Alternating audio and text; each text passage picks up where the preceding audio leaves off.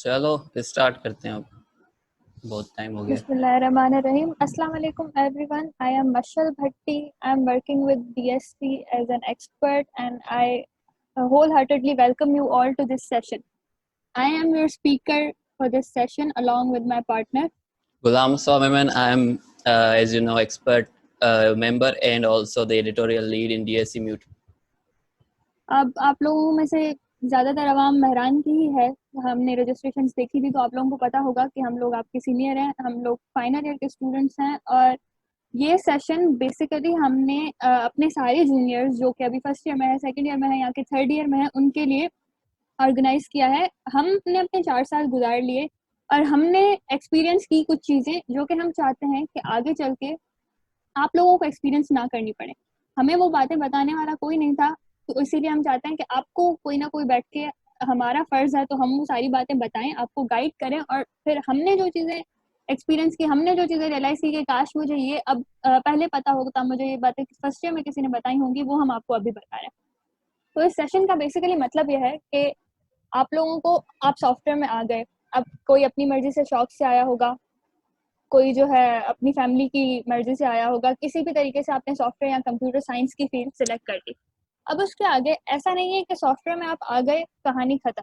Software एक बहुत बड़ी दुनिया है। ये अगर आपने एक सेमेस्टर भी सॉफ्टवेयर का पढ़ा है, थोड़ी बहुत भी आपको नॉलेज है, तो आपको पता होगा कि सॉफ्टवेयर बहुत बड़ी दुनिया है। सॉफ्टवेयर की पता नहीं कितनी सब फील्ड्स हैं और अब आपको करियर सेलेक्ट करना होता है इन सब फील्ड्स में से कि अच्छा, आपकी ग्रेजुएशन कंप्लीट हो गई, आपके 4 साल गुजरने के बाद आपने करियर पाथ कौन सा सेलेक्ट करना है, आपने अपनी स्पेशलाइजेशन, अपनी एक्सपर्टीज किस चीज़ में रखनी है। और ये बहुत कंफ्यूजिंग चीज़ है। मैं आपको सिंपल एक एग्जांपल दूं कि हमें लगता है प्रोग्रामिंग प्रोग्रामिंग प्रोग्रामिंग, अगर आपको प्रोग्रामिंग नहीं आती तो आप सॉफ्टवेयर में क्यों आए हैं एंड ऑल, लेकिन this is not the truth. ये सिर्फ एक मिथ है। और सॉफ्टवेयर में अगर आप आ गए, आपको प्रोग्रामिंग में इंटरेस्ट नहीं है, आपको प्रोग्रामिंग अच्छी नहीं भी लग रही, तब भी आपके पास बहुत सारे करियर ऑप्शंस हैं जो कि आप सिलेक्ट कर सकते हैं। और आज बेसिकली इस सेशन के थ्रू हम आपको थोड़ी थोड़ी नॉलेज देंगे about all those career options जो कि आप सिलेक्ट कर सकते हैं। हम आपको उनके स्कोप का बताएंगे, उनके टूल्स एंड टेक्नोलॉजीज का बताएंगे, उनके थोड़ी जॉब्स वगैरह का बताएंगे कि अच्छा, अगर आप ये करते हैं तो आपको क्या आपके लिए ऑप्शंस हैं जॉब सेक्टर में और आप क्या कर सकते हैं।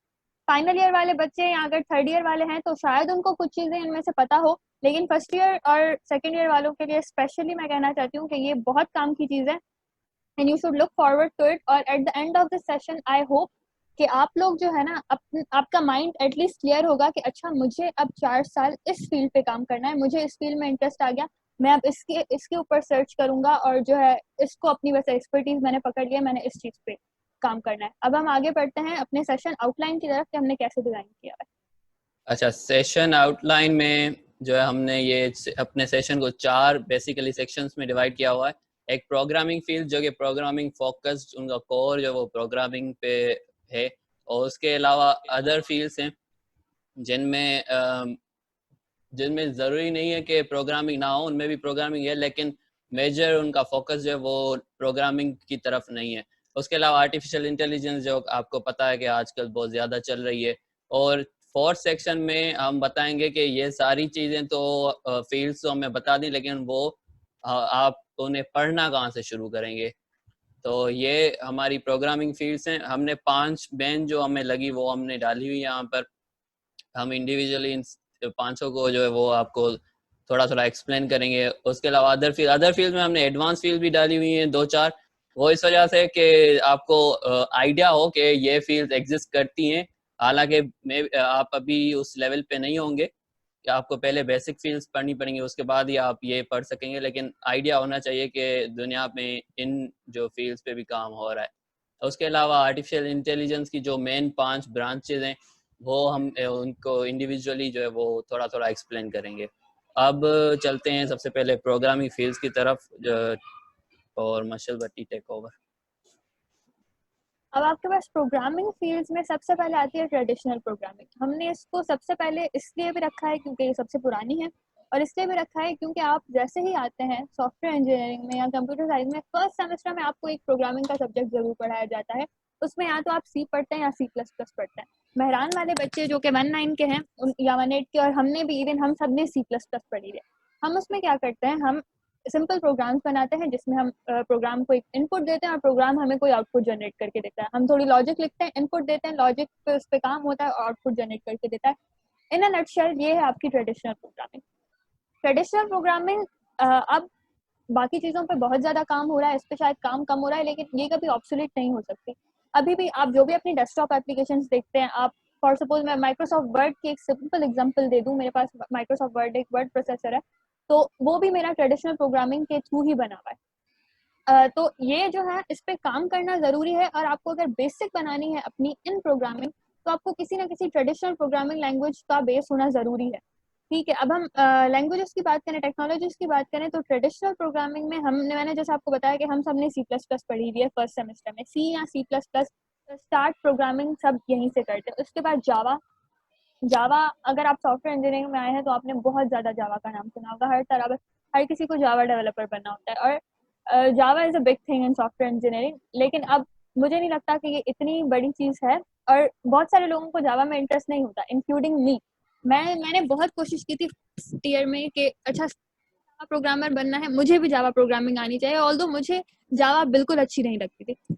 मैंने फर्स्ट सेकंड सेमेस्टर में एकेडमी ज्वाइन कर ली कि बस मुझे किसी तरीके से जावा सीखनी है, क्योंकि आपके अराउंड एनवायरनमेंट ऐसा होता है, आपके अराउंड लोग ऐसे होते हैं कि आपको मतलब एक होता है ना, सोसाइटी का प्रेशर भी होता है कि भाई अगर आप सॉफ्टवेयर इंजीनियरिंग में आए तो आपको जावा तो आनी चाहिए। मैंने बहुत कोशिश की, मुझे जावा पसंद ही नहीं आ रही थी किसी तरीके से। फिर मुझे कोई ये बताने वाला नहीं था कि अच्छा जावा पे सॉफ्टवेयर इंजीनियरिंग खत्म नहीं होती। लेकिन अब जब मुझे पता चल गया थर्ड ईयर में और सेकंड ईयर में, तो मैंने कहा भाई मैं क्यों अपना दिमाग खपा रही हूँ एक ऐसी चीज़ पे जो कि मुझे अच्छी नहीं लग रही। मुझे जिन प्रोग्रामिंग लैंग्वेजेस में इंटरेस्ट है मैं उनकी तरफ क्यों नहीं जा रही। तो मैंने जावा को बाय बाय कर दिया और मैंने अपने हाथ निकाल दिए। लेकिन ये मुझे बहुत बाद में पता चला, जब तक मैं अकेडमी ज्वाइन कर चुकी थी। मैंने बहुत कोशिश की बस किसी तरह मुझे जावा पसंद आ जाए, लेकिन नहीं आ रही थी। तो जावा आपकी एक बहुत अच्छी, बहुत बड़ी और बहुत अच्छी लैंग्वेज है, और कोई अगर जावा में आगे जाना चाहता है तो जाए, तो बेशक जाए, बहुत इसमें फायदा होता है। लेकिन अगर किसी को नहीं अच्छी लग रही तो don't worry, software engineering is not all about Java. ठीक है, उसके बाद पर्ल और विजुअल बेसिक्स भी हमारे पास सेम ट्रेडिशनल प्रोग्रामिंग की लैंग्वेजेस है। अब जब आप लैंग्वेज की बात करते हैं, प्रोग्रामिंग लैंग्वेज की, तो उसको चलाने के लिए आपको एक आईडी चाहिए होता है। ठीक है, इंटरएक्टिव डेवलपमेंट टूल इन्वायरमेंट। ठीक है, आपको आईडी चाहिए होता है। अब आईडी क्या करता है, आईडी एक सिंपल एप्लीकेशन है जिसमें जैसे हम जावा का अगर बात करें तो हम जब उसे नोटपैड पे चलाते हैं तो हमें उसको कंपाइल करना पड़ता है। अब जब हम आईडीज की बात करते हैं तो आईडी हमें सारे वो बेसिक फंक्शंस प्रोवाइड करता है जो कि हमें किसी भी प्रोग्रामिंग लैंग्वेज को रन कराने के लिए चाहिए होता है। आप सिर्फ उसमें कोड लिखते हैं, उस कोड को कंपाइल करना ये भी आईडी का काम है। अगर आपको उस कोड में कोई गलती है तो उसमें से बग्स निकालना, एरर्स निकाल के आपको बताना, ये भी उस आईडी का काम है। और अगर आपका कोड सही है तो आपको अपनी स्क्रीन पे आउटपुट दिखाना भी आईडी का काम है। तो जब हम जावा की बात, C++ की बात करते हैं तो डेव C++ और टर्बो, आपने अगर हम टर्बो की बात करें तो बहुत पुराने ज़माने की एक चीज़ देखी होगी कि पता नहीं कौन सी सदी में किसी ने एक आईडी बनाया था, और वो टर्बो होता है। डेव उससे बेहतर है। जावा की बात करें तो इक्लिप्स और नेटबीन्स बहुत फेमस आईडीज हैं। और विजुअल बेसिक्स वगैरह हम टेक्स्ट एडिटर्स पे चलाते हैं। अब आईडी और टेक्स्ट एडिटर्स अलग चीज़ हैं। टेक्स्ट एडिटर में अगर हम कोड लिखते हैं तो हमें उसे रन कराना पड़ता है किसी और चीज़ पे, कंपाइल कराना पड़ता है किसी और चीज़ पे। जैसे जावा आपने देखा होगा कि हम कमांड प्रॉम्प्ट में जाके कराते हैं। और वेब की बात करें तो खैर वो आपको आगे पता चलेगा, मैं इतना डिटेल में नहीं जा रही। लेकिन इसके लिए ये सारे आईडीज हैं और ये सारी लैंग्वेज है। And that was all about traditional programming. अच्छा, आप चलते हैं गेम डेवलपमेंट पे। गेम्स में आई एम श्योर कि आप सबने खेली होंगी और आप इंजॉय भी करते होंगे गेम्स खेलना। लेकिन अगर आपने कभी बैठ कर सोचा है कि ये जो मैं खेल रहा हूँ, ये गेम्स जो भी हैं, ये बनती कैसे हैं, और अगर आपको इंटरेस्ट है गेम डेवलप करने का, तो ये फील्ड आपके लिए जो है वो बहुत अच्छी है। इसमें प्रोग्रामिंग के अलावा भी जो है वो इंटरेस्टिंग इसकी क्या कहते हैं फेजेस हैं। इसके तीन बेसिकली कंपोनेंट्स हैं। पहले तो प्रोग्रामिंग में हम वही जो है वो जैसे ट्रेडिशनल प्रोग्रामिंग में हम करते हैं, हम कोड लिखते हैं, गेम्स के रूल्स लिखते हैं, कितना स्कोर होना चाहिए, क्या होना चाहिए, सब कुछ। उसके अलावा एनवायरनमेंट, ये मेन कंपोनेंट है। एनवायरनमेंट में हम जैसे मैं एग्जांपल दे दूं पबजी का। पबजी पॉपुलर है, आपने देखा होगा कि गन्स होती हैं, उसमें कैरेक्टर्स होते हैं, उसमें रोड्स होते हैं, उसमें हाउसेज होते हैं, उसमें कार्स होती हैं, और इसी तरह दूसरी जो भी गेम्स है सबका अपना अपना एनवायरनमेंट होता है। तो उस एनवायरनमेंट को बनाने के लिए आप यूज करते हैं गेम इंजन्स मैंने ये 4 जो है वो मोस्ट पॉपुलर लिस्ट किए हुए हैं। ये बहुत सारे टूल्स प्रोवाइड करते हैं आपको, जो वो छोटी से छोटी गेम से लेकर बड़ी से बड़ी गेम बनाने के लिए। और उसके अलावा थर्ड जो हमारे पास कंपोनेंट वो है साउंड। बिना साउंड के गेम का एक्सपीरियंस पूरा कंप्लीट नहीं होता, तो इस वजह से साउंड जो है वो एक मेन कंपोनेंट, साउंड और म्यूजिक। तो वो भी आपको, अगर आप इंडिविजुअल डेवलपर हैं छोटी कंपनी के उसमें हैं, तो आप साउंड फ्रीली अवेलेबल होते हैं बहुत सारे, आप म्यूजिक डाउनलोड कर सकते हैं या अपना भी कंपोज कर सकते हैं अगर आपके पास रिसोर्सेज है। और इसमें टेक्नोलॉजीज जो होती हैं use mostly C# unity support करता है, C# लैंग्वेज, और C# गेम डेवलपमेंट में भी यूज होती है, जनरल पर्पज है। इसके अलावा भी आप इससे विंडोज के प्रोग्राम्स भी बना सकते हैं। तो ये वर्सटाइल लैंग्वेज है। अगर आपको गेम डेवलपमेंट में इंटरेस्ट है तो आपको C# जो है वो ज़रूर मिलेगी सीखने के लिए। और उसके अलावा पाइथन, C++ और जावा, ये भी जो है वो गेम डेवलपमेंट में यूज होती हैं किस हद तक। तो ये था हमारा गेम डेवलपमेंट का। अब चलते हैं आगे एप्लीकेशन डेवलपमेंट पे। अब आपके पास मोबाइल फोन सबके पास है ऑब्वियसली, एंड्रॉयड, iOS व्हाटसोएवर।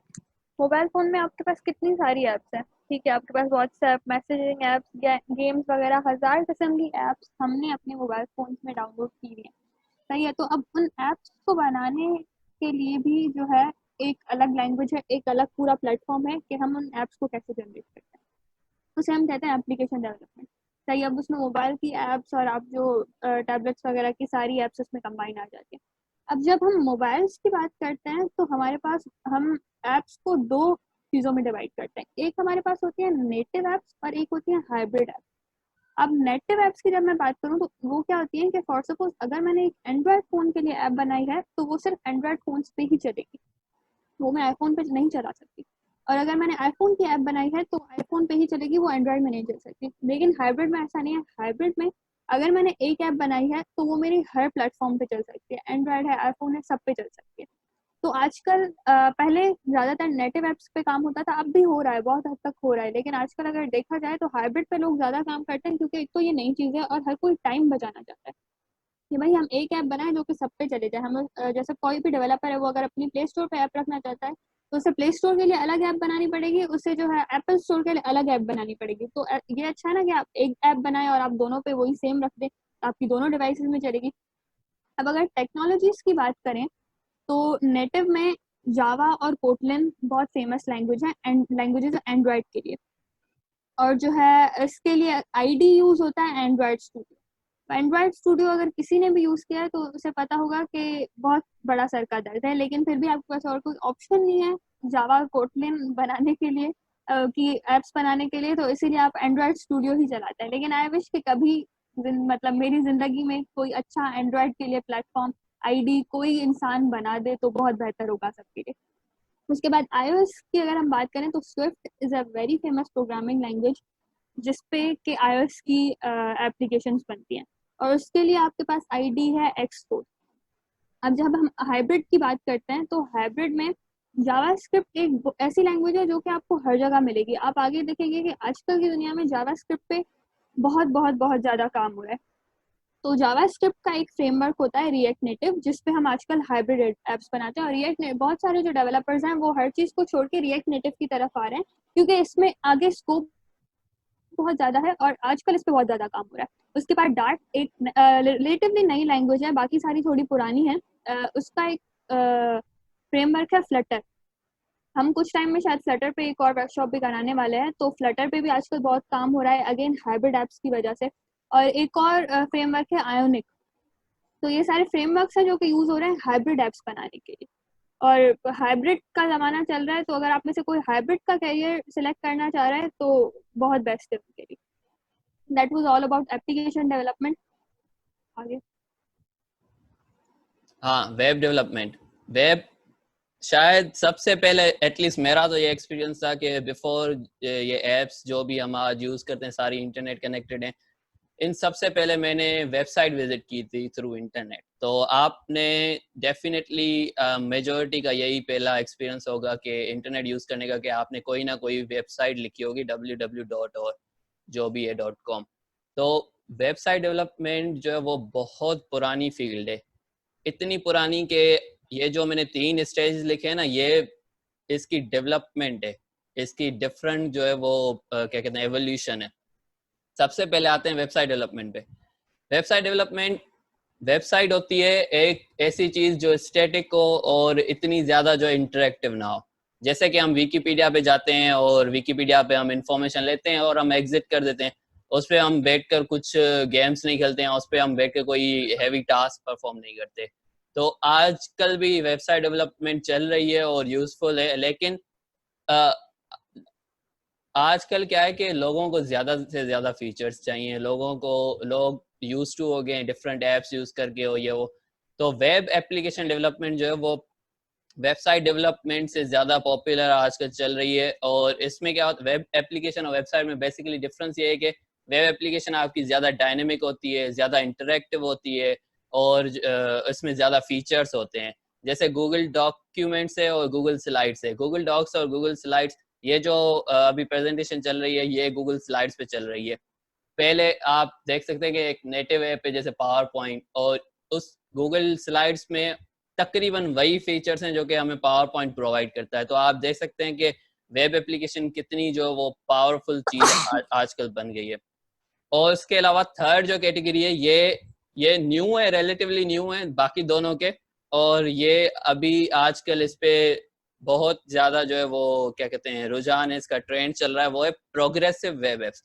अब आप थोड़ा कंफ्यूज हो गए होंगे कि बहुत सारी एप्स आ गई, पहले आपने ऐप डेवलपमेंट पढ़ लिया, अब ये प्रोग्रेसिव वेब ऐप आ गई, उसके अलावा वेब एप्लीकेशन भी थी, तो बहुत सारी एप्लीकेशंस आ गई हैं। प्रोग्रेसिव वेब एप्स का सिंपल जो डेफिनेशन है ना वो ये है कि ये ऐसी वेब ऐप है जो नेटिव ऐप की तरह बिहेव करती है। मतलब इसमें कुछ ऐसे फीचर्स हैं, की फीचर्स नेटिव ऐप्स के।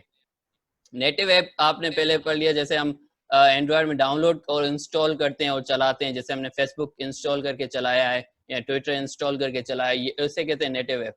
नेटिव ऐप में बहुत सारे फीचर्स होते हैं, वो हार्डवेयर यूटिलाइज करती है ये वो। अब कुछ उनमें से फीचर्स जो हैं वो प्रोग्रेसिव वेब एप्स ने बोरो किए हुए हैं। जैसे हमारे पास है notifications. Progressive web apps notification send कर सकती है। प्रोग्रेसिव वेब एप्स जो है वो ऑफलाइन भी चल सकती है। वेब एप्लीकेशन ऑफलाइन नहीं चल सकती, प्रोग्रेसिव वेब ऐप ऑफलाइन चल सकती है। और progressive web app web application के मुकाबले में ज्यादा तेज चलती है, और नेटिव एप्स के मुकाबले में ये उतने हार्डवेयर रिसोर्सेज कंज्यूम नहीं करती। इसके पॉपुलर एग्जांपल जो है अभी ट्विटर और पिंटरेस्ट हैं। आप अभी भी अगर अपने एंड्रॉयड फोन में या डेस्कटॉप पे twitter.com लिखेंगे तो जो वेबसाइट खुलेगी, जो कि हमें वेबसाइट दिखती है, वो उस पे वो एक्चुअल में जो है वो प्रोग्रेसिव वेब ऐप है, वो पूरी की पूरी एक पूरी एप्लीकेशन है। और उसके पिंटरेस्ट और ट्विटर के अलावा जो हमारे पास स्पॉटिफाई म्यूजिक भी है, स्टारबक्स भी, जो कि इतने पॉपुलर नहीं है यहाँ पे, तो इस वजह से मैंने वो लिस्ट नहीं किया, लेकिन वो भी वेब एप्स हैं। और आगे गूगल ड्राइव, गूगल फोटोज, सारी जो है वो वेब एप्स हैं अगर आप डेस्कटॉप पे चलाते हैं तो। और इनके डेवलपमेंट टूल्स पे आते हैं अब। Tools and technologies, web applications, progressive web apps और वेबसाइट, इन सब की जो अंडरलाइंग टेक्नोलॉजी होती है वो मोर और लेस सेम ही होती है। दो कैटेगरीज होती हैं इसमें वेबसाइट डेवलपमेंट में, वेब डेवलपमेंट में। एक होता है फ्रंट एंड और एक होता है बैक एंड। फ्रंट एंड क्या होता है? फ्रंट एंड होता है जो कि हम इंटरेक्ट करते हैं, जैसे बटन्स हो गए, जैसे ड्रॉप डाउन मेन्यूज हो गए, जैसे कोई भी और दूसरी जो भी चीज आपको ग्राफिकली जो भी दिख रही है वो आती है फ्रंट एंड में। और उसके अलावा बैक एंड, बैक एंड में जो जो चीज हम परफॉर्म करते हैं वो कहीं ना कहीं जाके जो है वो प्रोसेस होनी है।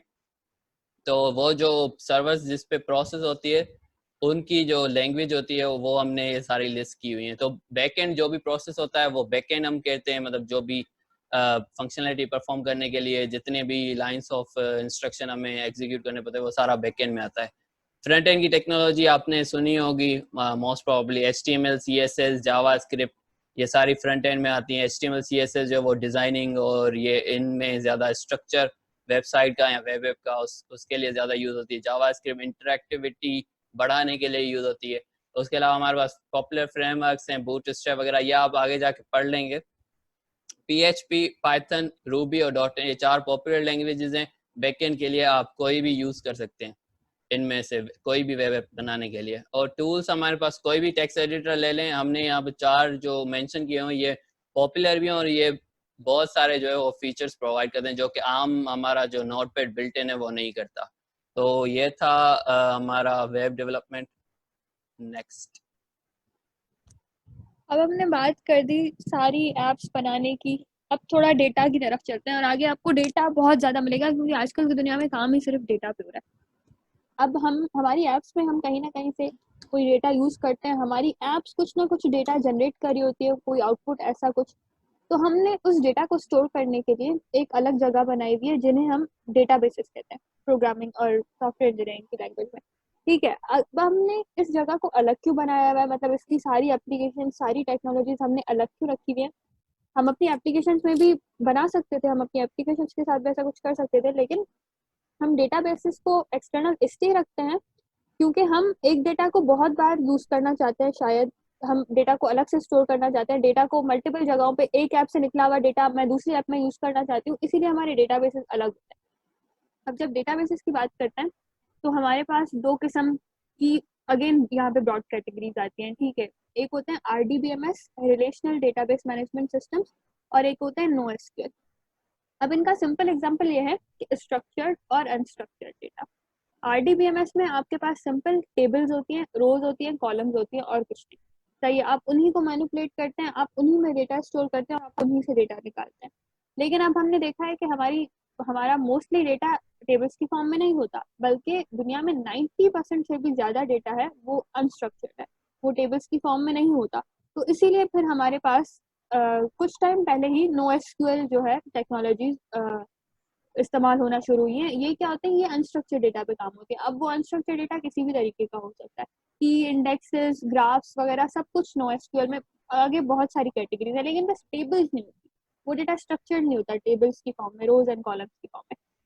तो इसीलिए आपके पास RDBMS की कुछ अलग टेक्नोलॉजीज है और NoSQL की अलग टेक्नोलॉजीज है। MySQL, Oracle, PostgreSQL, ये आपने RDBMS के फेमस, अगर आपने थोड़ा भी जो है किसी ने काम किया है वेब के साथ या जावा के साथ तो उनको पता होगा कि हम ये वाली टेक्नोलॉजी यूज करते हैं अपनी एप्स में डेटाबेसेस को यूज करने के लिए। और फिर हम NoSQL की बात करें तो ये तो मतलब बहुत ज्यादा टेक्नोलॉजी है। हमने यहाँ पे सिर्फ 4 मेन मतलब जो थोड़ी ज्यादा फेमस है, MongoDB, Firebase, Hadoop, Couch वगैरह, वो सारी जो है लिस्ट की गई है। लेकिन उसके अलावा इसकी बहुत बहुत बहुत सारी आजकल बहुत सारे NoSQL डेटाबेसेस आ रहे हैं और फिर इनको डेटाबेसेस को चलाने के लिए हमारे पास अलग ऐप्स चाहिए होते हैं। सही है, डेटाबेस की अलग एप्लीकेशन होती हैं जिनमें हम डेटाबेसेस को स्टोर करते हैं, जिनमें हम डेटाबेसेस को मैनिपुलेट करते हैं। वो सारी आपकी राइट हैंड साइड पे जो है लिस्टेड है। NoSQL डेटाबेसेस को चलाने के लिए उनके अलग सर्वर्स होते हैं, NoSQL की एप्लीकेशन होती है और SQL को चलाने के लिए अलग उनकी एप्लीकेशन होती हैं। जो कि आप जब डेटाबेसेस की अगर आप डेटाबेसेस को करियर सेलेक्ट करें तो आपको उनकी डिटेल में जाके पता चलेगा। अब अगर मैं आपको ये बताऊं कि हमने हमारा ऑलमोस्ट प्रोग्रामिंग वाला सेक्शन खत्म हो गया है। ठीक है, अब इसका स्कोप क्या है। आपको पता है कि प्रोग्रामिंग की बात करें तो हर जो है इसमें हर कंपनी में सॉफ्टवेयर हाउस में प्रोग्रामर्स के लिए अलग डेजिग्नेशन होती है। सही, आपके पास और हर किस्म के प्रोग्रामर होते हैं। आपके पास मोबाइल प्रोग्रामर्स होते हैं, आपके पास वेब के प्रोग्रामर्स होते हैं, आपके पास जावा डेवलपर्स होते हैं, आपके पास PHP डेवलपर्स होते हैं, पाइथन डेवलपर्स होते हैं। तो आपको ये तो कोई टेंशन है ही नहीं कि जो है अगर आप प्रोग्रामर बन रहे हैं तो आपके लिए बनी बनाई अगर आपको एक भी, लेकिन ये है कि आपको एक लैंग्वेज में अपनी अच्छी खासी एक्सपर्टीज बनानी पड़ेगी तो आपके लिए जॉब्स तैयार हैं।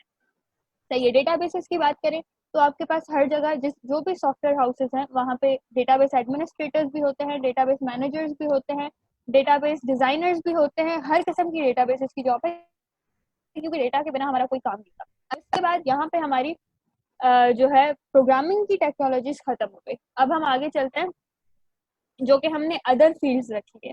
अब मैं आपको एक इंटरेस्टिंग चीज बताऊं कि मैं जब आप लिखेंगे ना कि highest paid jobs in software field, सही है, तो आपको जो टॉप 10 वो जॉब्स दिखाएगा ना, उनमें से एक भी जॉब प्रोग्रामिंग फील्ड्स में से नहीं है जो हमने यहाँ पे लिस्ट की है। सारी जॉब, लिटरली सारी जॉब, आप में से किसी को यकीन नहीं आ रहा वो अभी के अभी सर्च करके देख ले कि सारी जॉब्स जो है ना जो आगे आपकी अदर फील्ड आएंगी ना उसमें से आपके पास IoT वालों की जॉब्स है, आपके पास ब्लॉकचेन वालों की, सारी हाईएस्ट पेड जॉब जो है ना वो आपकी इन्हीं एडवांस और अदर फील्ड्स में से निकल गई है।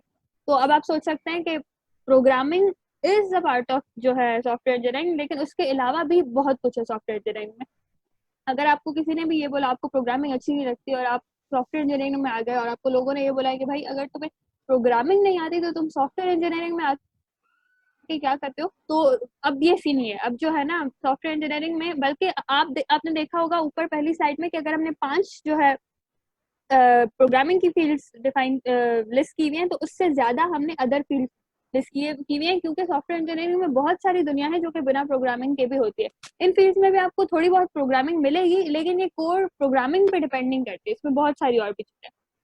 उसमें सबसे पहले है डिजाइनिंग।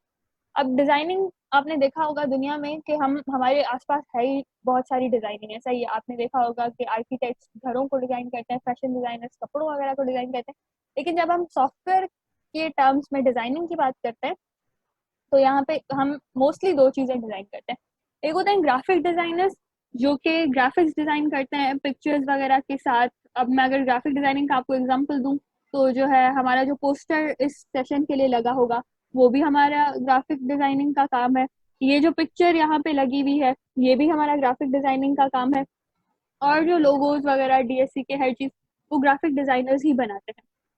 ग्राफिक डिजाइनिंग के फेमस टूल्स आपके पास एडोब फोटोशॉप, एडोब इलस्ट्रेटर वगैरह, जो कि अगर किसी को थोड़ा बहुत भी डिजाइनिंग में जिसने काम किया हुआ होगा या थोड़ा बहुत भी जिसको पता होगा तो उन्होंने ये चीजें यूज की हुई होगी। बेसिक से यहीं से स्टार्ट होता है, लेकिन उसके बाद अगेन इसकी टूल्स की दुनिया में भी बहुत चीजें। 3D डिजाइनिंग, ग्राफिक डिजाइनिंग के लिए ब्लेंडर वगैरह यूज होते हैं। उसके बाद हमारे पास दूसरी चीज आती है यूआई और यूएक्स डिजाइनिंग। ठीक है, यूआई मतलब यूजर इंटरफेस एंड यूएक्स मतलब यूजर एक्सपीरियंस डिजाइनिंग। अब ये क्या होता है कि आप कोई भी ऐप यूज कर रहे हैं ना, आप में से शायद कुछ लोग ये जूम की मीटिंग अपने फोन से ज्वाइन कर रहे हो, शायद कुछ लोग अपने डेस्कटॉप एप्लीकेशन से जो है ज्वाइन कर रहे हो, कुछ लोग वेब एप्लीकेशन से ज्वाइन कर रहे हो, लेकिन इन सब का एक जो है ना इंटरफेस है। आप देखें यहाँ पे मेरे पास 2-3 बटन आ रहे हैं, सही है। उन बटन्स को मैं क्लिक करूंगी तो कुछ फंक्शनैलिटी है, कौन सी चीजें कहाँ पे प्लेस्ड है, ये सब कुछ आता है यूजर इंटरफेस डिजाइनिंग में और यूजर जो है एक्सपीरियंस डिजाइनिंग में। कि आपका जो एप्लीकेशन फंक्शनैलिटी को छोड़ दें, कि डेटा को छोड़ दें, फंक्शनैलिटी को छोड़ दें, लेकिन आपकी हर चीज दिख कैसे रही है ना, ये आपकी है यूआई और यूएक्स डिजाइनिंग। अब टूल्स एंड टेक्नोलॉजीज, इसमें जब हम एंड्रॉयड की बात करते हैं ना, आप में से जो भी एंड्रॉयड फोन में से जूम चला रहे हैं, तो उनका जो इंटरफेस डिजाइन किया हुआ है वो एक लैंग्वेज होती है एक्सएमएल, सही है, एक्सटेंसिव मार्कअप लैंग्वेज। उसके थ्रू डिजाइन किया जाता है। सारी एंड्रॉयड लैंग्वेजेस, सारी एंड्रॉयड एप्लीकेशन का जो इंटरफेस है वो एक्सएमएल ही से डिजाइन करता है। और उसके बाद जब हम वेब की बात करें तो एज आपने वेब में देखा कि HTML CSS से हम वेब का जो है इंटरफेस डिजाइन करते हैं। और फिर जब हम UI UX डिजाइनिंग की बात करते हैं तो हमारे पास एक और बहुत इंपॉर्टेंट चीज आती है, वो है मॉकअप्स।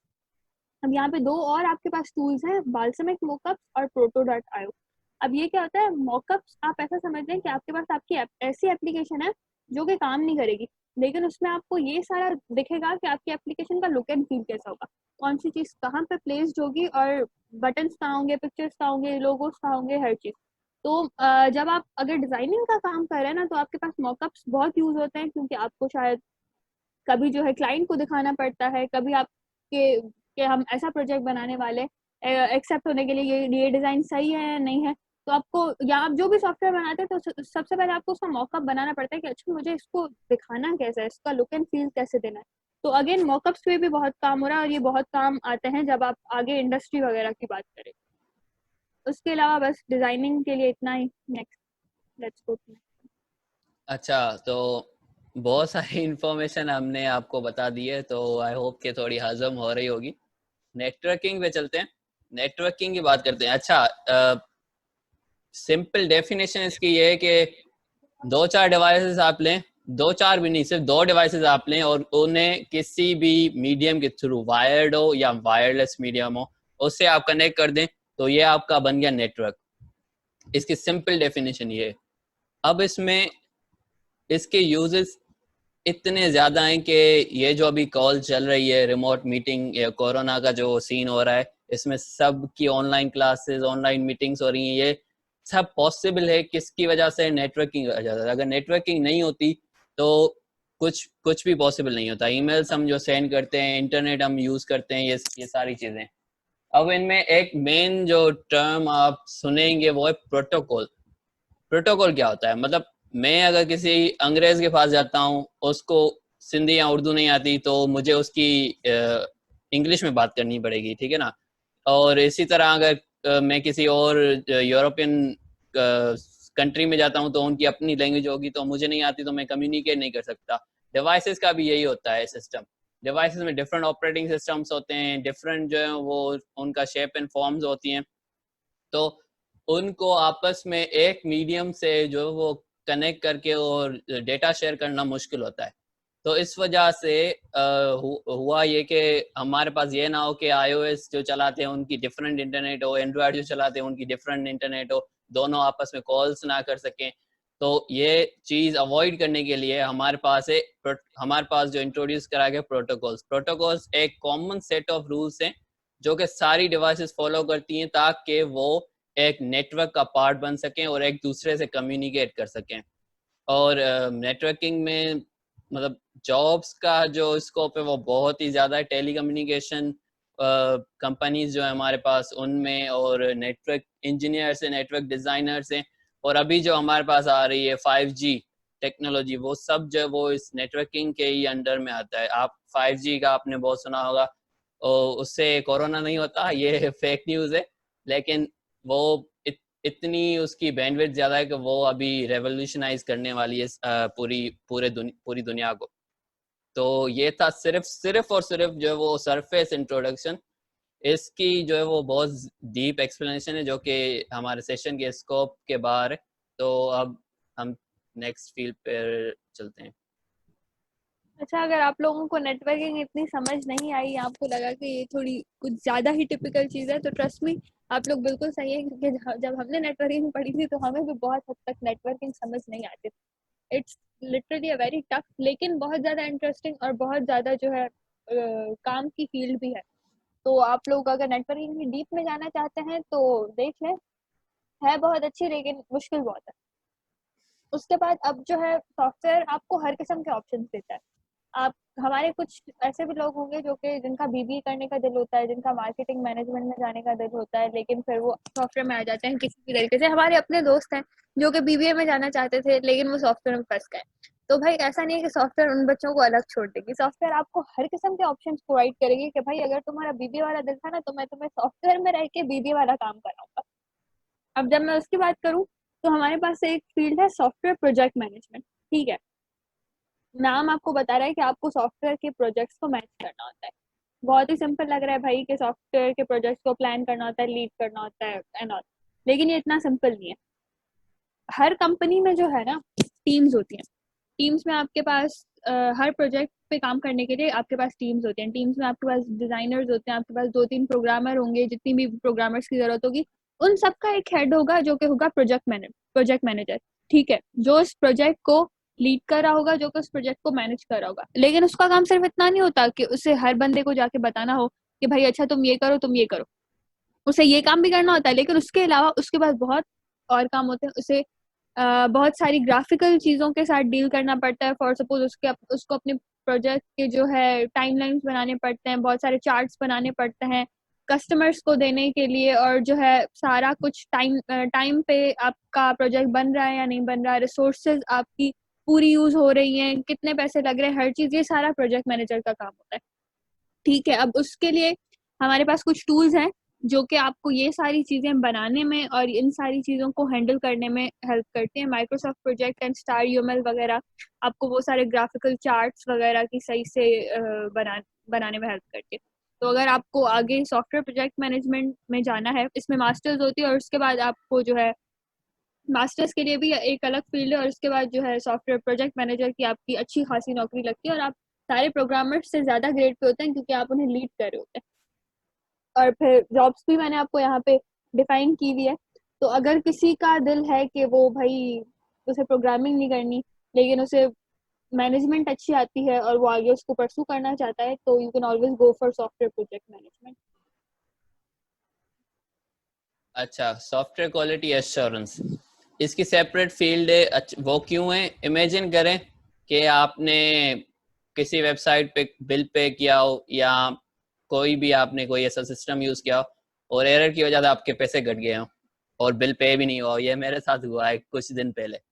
तो ये मतलब फाइनेंशियली किसका नुकसान हुआ? यूजर का नुकसान हुआ। यही अगर कंपनी लेवल पे ले जाएं तो 2-4 हज़ार से ज्यादा का मामला होता है, 2-4 लाख का भी मामला हो सकता है, उससे ज्यादा का भी मामला हो सकता है।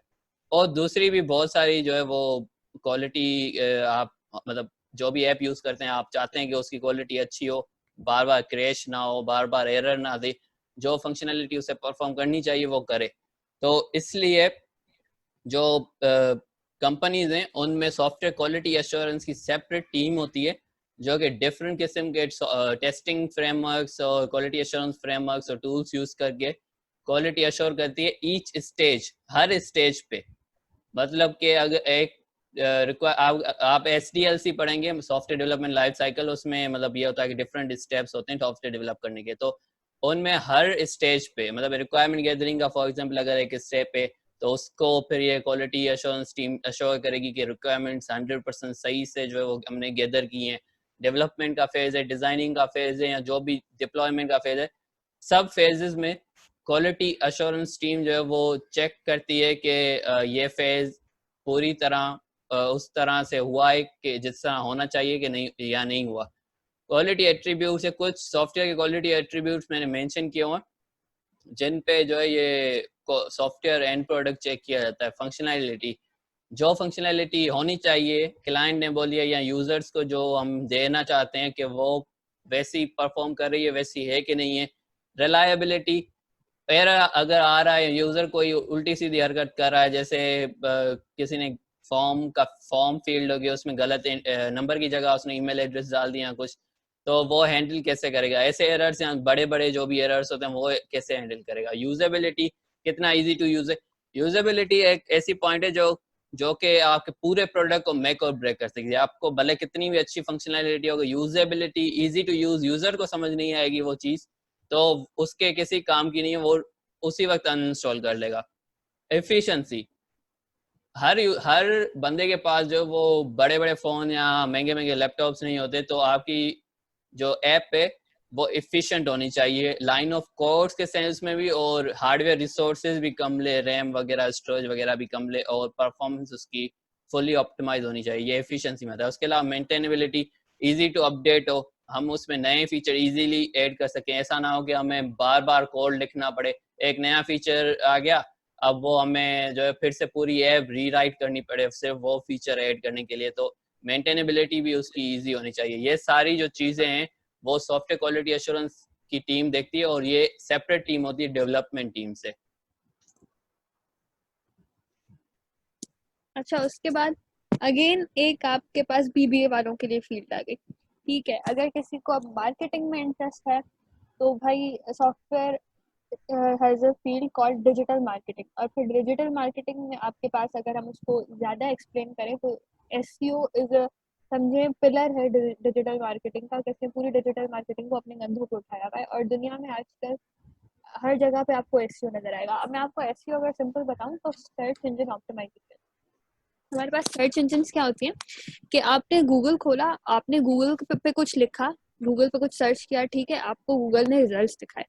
सही है, आपने यूट्यूब आप खोलते हैं, आप यूट्यूब पे कुछ सर्च करते हैं, यूट्यूब आपको रिजल्ट्स दिखाता है। ये सारे आपके पास सर्च इंजन हैं कि जहाँ पे आप कुछ सर्च करें और आपको रिजल्ट दिखाए। ठीक है, अब लेकिन ये हमारे पास गूगल मतलब कैसे हमें ये ही रिजल्ट दिखाता है कि फर्स्ट पे ये चीज आनी चाहिए, सेकंड पे ये चीज आनी चाहिए, थर्ड पे ये चीज आनी चाहिए। गूगल का एक एल्गोरिथम होता है, सही है, और हम उस एल्गोरिथम को समझे डेटा देते हैं ताकि वो हमारे कंटेंट को सबसे पहले दिखाए। फॉर सपोज मैंने एक बनाई है, एक ऑनलाइन शॉपिंग की जो है ना वेबसाइट बनाई है। अब मैं ये चाहती हूँ कि जब भी कोई भी बंदा गूगल पे जाके लिखे कि ऑनलाइन शॉपिंग इन पाकिस्तान, तो मेरी वेबसाइट सबसे पहले आनी चाहिए। अब ये मेरी ख्वाहिश है, लेकिन इसे मुझे जो है पूरा करने के लिए, प्रैक्टिकल बनाने के लिए मुझे SEO करना पड़ेगा। अब क्या करना पड़ेगा कि सॉफ्टवेयर में एक टर्म होता है Meta data. Meta data means data about the data. For suppose मेरी जो वेबसाइट है ना, उसके बारे में जो डेटा है कि भाई वेबसाइट किस बारे में है, वेबसाइट में क्या चीजें हैं, नॉट द वेबसाइट या not the code for the website, सही है, वेबसाइट के बारे में डेटा, उसे हम कहते हैं मेटा डेटा। और जो गूगल का एल्गोरिथम होता है ना, वो आपके मेटा डेटा को देख के ये डिसाइड करता है कि भाई मुझे इस वेबसाइट को कौन से नंबर पे रैंक करना है अपने सर्च पेज पे, या मुझे इसे फर्स्ट पेज पे रखना भी है या किसी और पेज पे फेंक देना है, सही है। तो वो गूगल का एल्गोरिथम इस हिसाब से रैंक करता है। अब मेटा डेटा की जब मैं बात करूँ तो उसमें दो चीजें आती है, लिंक्स और कीवर्ड्स। कि भाई अब कीवर्ड्स मैंने जैसे टाइप किया कि ऑनलाइन शॉपिंग इन पाकिस्तान, ये मेरे कीवर्ड्स हैं। अब मुझे अपने मेटा डेटा में ये कीवर्ड्स ऐसे सेट करने हैं ताकि जब भी कोई ताकि गूगल के एल्गोरिथम को पता चले कि जब भी कोई ये वाले वर्ड टाइप करे ना तो मुझे इस वेबसाइट को दिखाना है, मेरी वेबसाइट को दिखाना है। और फिर हमारे पास होते हैं लिंक्स, कि मैंने कितने लिंक्स लगाए हुए हैं टू अदर वेबसाइट। इन दोनों चीजों पे बहुत काम होता है एसईओ में, ठीक है। और आजकल एसईओ की जॉब बहुत ज्यादा है, क्योंकि आप जितनी भी वेबसाइट देखें, जितनी भी चीजें देखें, तो जो है ना हर कोई चाहता है कि हमारी वेबसाइट रैंकिंग पे आए। और इधर कंपटीशन भी बहुत ज्यादा है, हर कोई जो है ना सारा मतलब एसईओ की उन्होंने अलग टीम्स रखी हुई हैं अपने सॉफ्टवेयर हाउसेज में, ताकि उनका जो प्रोडक्ट है वो गूगल के एल्गोरिथम पे टॉप पे आए। तो आप अगर सिर्फ सर्च करके देखेंगे ना, it is also one of the highest paid jobs in the world, ठीक है। एसईओ ऑप्टिमाइजर्स और एसईओ एक्सपर्ट्स जो है वो बहुत ज्यादा कमा रहे हैं। और कर क्या रहे हैं वो, कि वो अपने जो है कंटेंट को कोशिश करें कि वो बस गूगल के एल्गोरिथम से लड़ने की कोशिश करें कि भाई हमारे कंटेंट को फर्स्ट पे लाओ। यहाँ पे कुछ मैंने टूल्स लिखे हुए हैं जो कि हमारे पास यूज होते हैं इन जो है कीवर्ड्स वगैरह को और एसईओ कीवर्ड्स वगैरह को यूज करने में और एसईओ को हैंडल करने में। तो ये अगेन आपके पास डिजिटल मार्केटिंग की फील्ड है। जो भी बीबीए वाले बच्चे हैं और जिनको पैसे कमाने का भी शौक है, because it's the highest paid, और प्रोग्रामिंग इसमें इतनी ज्यादा नहीं होती, बल्कि आई गेस बहुत कम होती है, सही है। तो जिनको प्रोग्रामिंग नहीं करनी है still they want a good career, तो SEO is the best option. That was all about. अच्छा, अब हमारी शुरू हो रही हैं एडवांस फील्ड्स। इसमें कोशिश करेंगे कि ये हम अपनी जो भी हमारी नॉलेज है उस हिसाब से हम अच्छे से अच्छा एक्सप्लेन करें। ये होपफुली आपको समझ आ जाएंगी एटलीस्ट कॉन्सेप्ट। तो क्लाउड कंप्यूटिंग की जो सिंपल बेसिक डेफिनेशन है वो ये कि हम सर्विसेज रेंट करते हैं, कंप्यूटिंग सर्विसेज। स्टोरेज हो गया, उनके सर्वर्स हो गए, उनके प्रोसेसर्स या जीपीयूज वगैरह हो गए, ये सब हम रेंट करते हैं। कुछ उनकी फीस वगैरह होती है उन पे, और फिर वो हम यूज करते हैं। फायदा इसका ये है कि हमें खुद वो चीज़ बाय नहीं करनी पड़ती। ये इसका मेन फायदा है कि हमें अगर हाई प्रोसेसिंग पावर चाहिए कुछ दिनों के लिए या कुछ महीनों के लिए या कोई भी टर्म हो, तो हम इजीली वो रेंट कर सकते हैं पैसों पे, और हम यूज़ करके हम अपनी जो भी चीज़ हमें डेवलप करनी है वो हम कर सकते हैं। इसके 3 स्टेजेस के लिए आप यहाँ स्टेप्स के लिए वो हैं। एक infrastructure as a service. Example देकर समझाऊंगा मैं।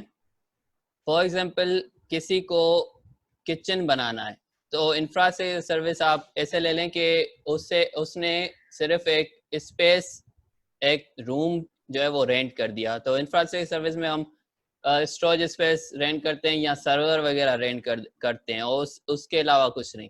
उसके बाद है platform as a service. Platform as a service में आप ऐसे समझें कि जिस बंदे ने किचन रेंट किया है ना, किचन स्पेस रेंट किया, उसने उसके साथ साथ स्टोव भी, अवन भी, और जो भी दालचीनी जो भी उसे बनाने, ये सारा मटेरियल उसने रेंट किया हुआ है। तो प्लेटफॉर्म एज अ सर्विस, उसमें क्लाउड कंप्यूटिंग के टर्म्स में क्या होता है कि आप स्टोरेज और सर्वर्स और ये सब आप रेंट कर रहे हैं, लेकिन उसके साथ साथ आप जो है वो जो जिससे आप उसके साथ साथ आप ऑपरेटिंग सिस्टम्स भी उसके रेंट करें, मतलब कि वो जो कंपनी है वो आपको ऑपरेटिंग सिस्टम भी इंस्टॉल करके दे रही है, उसके अलावा आपको डिफरेंट टूल्स भी इंस्टॉल करके दे रही है जिसको आप यूज करके एक सॉफ्टवेयर बनाते हैं। तीसरा जो है वो बड़ा मजे का, ये सबसे ज्यादा यूज होता है सॉफ्टवेयर एज अ सर्विस। तकरीबन जितनी भी चीजें हैं, जितने भी सॉफ्टवेयर हम यूज करते हैं वो इस कैटेगरी में आते हैं, क्योंकि इसमें क्या है कि हमें खुद कुछ नहीं करना पड़ता, हमें कुछ बनाना ही नहीं पड़ता। हम पूरा का पूरा सॉफ्टवेयर जो है वो रेंट कर देते हैं, पूरा का पूरा सॉफ्टवेयर। जैसे कि किचन की एग्जांपल पे आते हैं वापस। जैसे कि हम फूड पांडा पे जो है वो डिलीवरी करवाते हैं, हमें कुछ पकाना नहीं पड़ता, हमें कोई किचन स्पेस नहीं चाहिए, हमें कोई टूल्स नहीं चाहिए, हमें बना बनाया जो है जो भी हमारा हमें खाना होता है वो हमें मिल जाता है। तो सॉफ्टवेयर एज ए सर्विस मतलब आप डायरेक्ट कंपनी से पूरा का पूरा सॉफ्टवेयर बनवा रहे हैं जो कि आपको खुद आप नहीं बना सकते। तो इसके ये 3 स्टेजेस हैं। उसके अलावा ये टूल्स हैं। मोस्ट पॉपुलर जो इन कंपनीज, क्लाउड कंप्यूटिंग में कंपनीज है, वो अमेजोन है और गूगल है। तो इनके जो ये मेन जो टूल्स लिखे हुए हैं Amazon EC2 और गूगल ऐप इंजन, ये इसके टूल्स हैं। उसके अलावा भी बहुत सारे हमने लिस्ट किए हुए हैं, आप इनका जो आप खुद से सर्च आउट कर सकते हैं अगर आपको क्लाउड कंप्यूटिंग में इंटरेस्ट है तो। इसके बाद आती है ब्लॉकचेन। अब सिंस ये बहुत ज़्यादा एडवांस फील्ड है तो इनकी डिटेलिंग भी बहुत ज़्यादा है और शायद ये समझने में आपके लिए थोड़ी मुश्किल हो, तो हमने कोशिश किया है सबसे पहले कि हम इन्फॉर्मेशन बहुत सरफेस लेवल की रखें ताकि आप लोगों को कॉन्सेप्ट आ जाए कि अच्छा ये क्या होता है, ये क्या होता है, और हमने ज़्यादा डिटेलिंग ऐड करने की कोशिश नहीं की ताकि बस सिर्फ हम आपको एक सरफेस लेवल का आइडिया दें।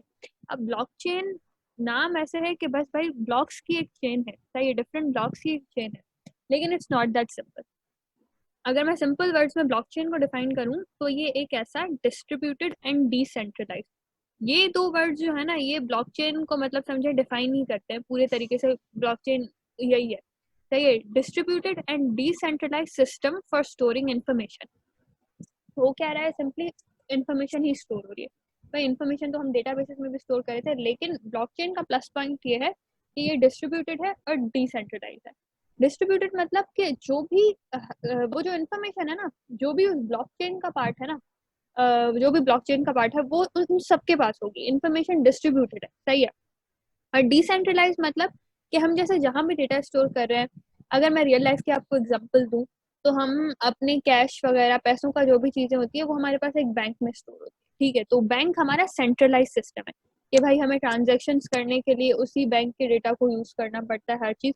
लेकिन ब्लॉकचेन में ऐसा कोई सेंट्रलाइज सिस्टम नहीं होता, ये डिसेंट्रलाइज्ड है, इसमें कोई सेंट्रलाइज चीज नहीं है, कोई बैंक जैसी कोई वो नहीं है, डिसेंट्रलाइज्ड है। और हर बंदा जो इसका पार्ट है ना उसके पास इंफॉर्मेशन भी होगी, वो जो है इंफॉर्मेशन को चेंज करने के लिए फिर वो आगे बहुत ज़्यादा डिटेल आ जाती है कि उसे बहुत सारी चीज़ें करनी पड़ती है इंफॉर्मेशन शेयर करने के लिए।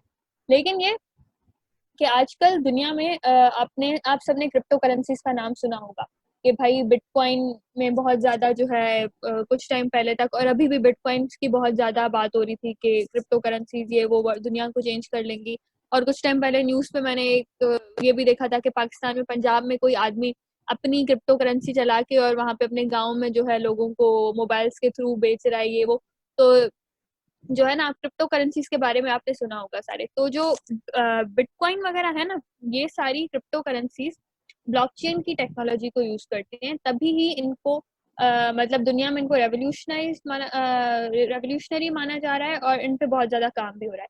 लेकिन ये नहीं है कि ब्लॉकचेन की जो है, ब्लॉकचेन का नाम लेते हुए आपको सिर्फ जो है बिटकॉइन की ही बात कर सकते हैं। ब्लॉकचेन की और भी बहुत ज्यादा एप्लीकेशन है और मतलब डेवलपर्स तो यही कोशिश करें कि हम हर चीज में, हर डेटा ट्रांसफर जहां जिन भी एप्लीकेशन में हो रहा है वहां पे हम ब्लॉकचेन की टेक्नोलॉजी को लाएं, क्योंकि it's safe, it's trustable, it's distributed and also it's decentralised, सही है। तो हमारे पास जो है, आपके पास वोटिंग सिस्टम्स को जो है ब्लॉकचेन पे कन्वर्ट करने की कोशिश की जा रही है, और भी बहुत सारी टेक्नोलॉजीज और एप्लीकेशंस को जो है ब्लॉकचेन पे कन्वर्ट करने की कोशिश की जा रही है। और जो है that was all about blockchain. बहुत सरफेस लेवल की इन्फॉर्मेशन थी क्योंकि फिर आगे बहुत ज़्यादा डिटेलिंग हो जाएगी और वो फिर समझ नहीं आएगी। इंटरनेट ऑफ थिंग्स, डेटा, आप मतलब एआई में आपको पता चलेगा कि डेटा की वैल्यू क्या है। तो डेटा एक बहुत ही जो है हमारे पास आजकल के दौर में समझो कि सोना है, सोना। तो हमें ज़्यादा से ज़्यादा डेटा चाहिए। तो इस वजह से इंटरनेट ऑफ थिंग्स एक कॉमन प्लेटफॉर्म प्रोवाइड करता है डिफरेंट डिवाइसेस, मतलब जो डिवाइसेस आप इमेजिन भी नहीं कर सकते थे कि भाई इसमें भी इंटरनेट होगी, इसमें भी ये भी वाईफाई से कनेक्ट होगी, इसमें भी सेंसर्स होंगे डिफरेंट किस्म के, आजकल उनमें भी आ गए। रेफ्रिजरेटर आ गए हैं जो कि आपको बताते हैं कि अंदर कौन कौन सी चीज़ें, कौन सी कम है कौन सी ज़्यादा है, आपको अलर्ट करते हैं। एसीज आ गई हैं जिनमें जिनके आप देख सकते हैं कि ये कितना वोल्टेज ले रही है, रिमोटली कंट्रोल होती है ताकि आप घर जाने से पहले जो है वो कंट्रोल कर लें एसी को। और ऐसी बहुत सारी चीज़ें हैं, और ऐसी बहुत सारी चीज़ें हैं, आप एसी की मेंटेनेंस इवन चेक कर सकते हैं। एसी में ऐसे सेंसर आ गए हैं जो कि आपको बताएंगे कि एसी को मेंटेनेंस चाहिए इस वक्त। बहुत सारी एग्जांपल्स है इसकी, इसकी एग्जांपल्स को आगे जाके और देखेंगे। इसकी डेफिनेशन सिंपल सी ये है कि ये एक प्लेटफॉर्म प्रोवाइड करती है डिवाइसेस को ताकि वो डेटा शेयर करें एक दूसरे के साथ विदाउट एनी ह्यूमन इंटरेक्शन, मतलब इंसान का इंटरेक्शन जो है उसमें उसकी जरूरत नहीं होती, वो खुद ही जो है डेटा जनरेट करती हैं सेंसर्स की मदद से, और वो इसमें आईओटी की मदद से जो है वो फीड होता जाता है। अच्छा, इसकी एप्लीकेशन जो मैंने जो देखी थी वो इसमें थी कि मैन्युफैक्चरिंग इंडस्ट्रीज में जो भी मशीन्स यूज होती हैं उनको आईओटी स्मार्ट कर दिया गया है, ताकि वो उनमें कोई भी फॉल्ट आने को हो, सिर्फ आने को, तो वो पहले से ही अलर्ट कर दे जो भी मैनेजर है वहाँ का, ताकि कोई उसमें प्रोडक्शन में रुकावट ना है, वो पहले से ही रिपेयर कर दें उस मशीन को, पहले से ही उसकी सर्विस कर दें। हेल्थ इंडस्ट्री में भी इसी तरह के एग्जांपल्स आपको देखने को मिलेंगे। स्मार्ट वॉचेज हो गई, वो इसमें अगर आपको एप्पल वॉच का के फीचर्स का पता हो, तो अगर आप कोई बूढ़ा गिरता है तो वो इमीडिएटली नोटिफिकेशन सेंड करते हैं। वो कैसे?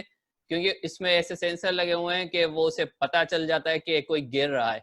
इसी तरह हार्ट हार्ट रेट वो मेजर करती हैं, और ये सारी चीज़ें उसमें अगर ऊंच नीचे है तो वो डायरेक्टली आपके डॉक्टर को अलर्ट कर देगी, ताकि वो आपको सही तरह जो है ट्रीटमेंट दे सके। और 5G 5G की वजह से स्मार्ट होम्स तो बात आ गई है। अभी अभी कोई 24 बिलियन डिवाइसेस हैं जो आईओटी रेडी हैं। तो अब 5G की वजह से स्मार्ट होम से आगे चलकर अब जो काम चल रहा है वो चल रहा है स्मार्ट सिटीज पे, पूरे के पूरे सिटीज जो है इंटरकनेक्टेड। तो ये जो है आप देख सकते हैं कि ये बहुत अप एंड कमिंग और अभी बहुत ही ज्यादा जो है बड़ी फील्ड है, और इसकी डिफरेंट जॉब अपॉर्चुनिटीज हैं आईओटी इंजीनियर्स वगैरह के लिए। तो अब चलते हैं साइबर सिक्योरिटी। अब हमने हर चीज़ की बात कर ली, प्रोग्रामिंग की बात कर ली, डेटा की बात कर ली, मैनेजमेंट की बात कर ली। अब जो हमने सॉफ्टवेयर बनाया है, हमने जो अब डेटा अपने पास स्टोर किया है, हमारे लिए उसकी सिक्योरिटी भी उतनी ही ज़रूरी है जितनी बाकी सब चीज़ें ज़रूरी है। क्योंकि देखिए हमारे पास इवन हमारे आपस में भी कुछ लोग ऐसे होते हैं जो कि अपने डेटा के बारे में, अपने जो है पासवर्ड्स और अपने फोन्स वगैरह के बारे में बहुत कॉन्शियस होते हैं, जिनमें से एक आपके सामने जो है मेरा को होस्ट भी है। तो ऐसे लोगों को के लिए साइबर सिक्योरिटी बहुत अच्छी फील्ड है। अब ये होता है कि जब हम अपने डेटा की बात करें तो हमें बहुत कॉन्शियसनेस होती है कि भाई हमारा डेटा कहीं हैक ना हो जाए, कहीं किसी और के पास ना चला जाए एंड ऑल। तो फिर जब हम कंपनीज की लेवल पे बात करते हैं, हम इंटरप्राइज लेवल पे बड़े सॉफ्टवेयर की बात करते हैं, तो एक तो उनके पास डेटा बहुत इंपॉर्टेंट होता है। दूसरी बात उसमें मनी इन्वॉल्व होती है। सही है कि जब हम बैंक्स के डेटा की बात करते हैं और हम बाकी चीज़ों की बात करते हैं, तो उनके पास जो है ना लोगों के पैसों का डेटा होता है। और आपको पता है हैकर्स जो है ना वो तैयार बैठे हैं कि हमें बस कहीं से मौका दें और हम वो सब चुरा लें। मैंने अपने जो है आसपास इतने केसेस सुने हैं कि कोई कंपनी में कोई जॉब कर रहा था और उनके हैक हो गए सिस्टम्स और इतने इतने पैसे चोरी चोरी हो गए, रियल लाइफ सीन्स। तो साइबर सिक्योरिटी की बहुत ज़रूरत है, क्योंकि आपके पास शायद कुछ लोग हों, अच्छा ये भी पॉइंट है कि आप लोगों में से कुछ लोग हों जिनको हैकिंग में बहुत ज़्यादा इंटरेस्ट हो, और वो ये सोच के आए होंगे सॉफ्टवेयर इंजीनियरिंग कि हमें शायद हैकिंग सिखाई जाएगी या जो है। तो मैं आपको बता दूं कि आपके 4 साल गुजर जाएंगे सॉफ्टवेयर इंजीनियरिंग में, आपको हैकिंग कभी कोई नहीं सिखाने वाला। सही है। और अगर आपको सीखनी है तो आप खुद सीख सकते हैं, वो भी ethical hacking which is allowed. सही है। उसके अलावा तो हैकिंग बहुत बड़ा नुकसान है दुनिया के लिए भी और बाकी सबके लिए भी। ठीक है, तो साइबर सिक्योरिटी की बहुत बड़ी कहानी है, लेकिन अगर मैं आपको कन्फाइन करके बताऊं तो ये है कि साइबर सिक्योरिटी में हम दो चीज़ों का हमें ख्याल रखना होता है कि पहले तो हम अपने सिस्टम्स को इतना सिक्योर बनाए यूजिंग प्रोटोकॉल्स और यूजिंग डिफरेंट काइंड ऑफ जो है सिक्योरिटी ऑन देम, कि उन पे कोई उन तक पहुंच ना पाए। सही है, उनको कोई हैक ना कर सके, कोई भी हैकर हमारी सिक्योरिटी को ब्रेक ना कर सके। और दूसरा, चले अगर किसी तरीके से हमारी सिक्योरिटी ब्रेक हो गई है तो हमें उसे टैकल कैसे करना है। ऐसा नहीं है कि हम अपना सारा डेटा जाने देंगे। सही है, हमें उसको भी बचाना है कि अगर हम पे अटैक हो गया है तो हम उसे भी कैसे टैकल कर सकते हैं। यहाँ पे कुछ टर्म्स मेंशन्ड है जो कि साइबर सिक्योरिटी की दुनिया में बहुत फेमस है। आप लोगों ने शायद कुछ चीज़ों में से इनके नाम सुने भी हुए हों। तो जो है साइबर सिक्योरिटी अगेन दुनिया में बहुत जगह पे यूज़ हो रही है। शायद हमारे पास इसका इतना नहीं है क्योंकि लोगों को इतना पता नहीं है। लेकिन जो है बाहर जितनी इम्पोर्टेंस प्रोग्रामर्स और बाकी सब की है, उतनी ही साइबर सिक्योरिटी डेवलपर्स की भी है, क्योंकि भाई डेटा को और इन्फॉर्मेशन को सिक्योर रखना भी बहुत ज़रूरी है। And next, artificial intelligence. Finally आते हैं फील्ड पे जिसका जो है वो हर जगह आपने नाम सुना होगा आजकल। ये कोई ब्लैक मैजिक नहीं है, ये कोई सिंपल मैजिक भी नहीं है। आपको बेसिक कॉन्सेप्ट हम दे देंगे कि होपफुली आपको अंदाज़ा हो जाए कि इतना इतना कोई बड़ी चीज़ नहीं है जितना बनाया जा रहा है, लेकिन इम्पोर्टेंट बहुत है।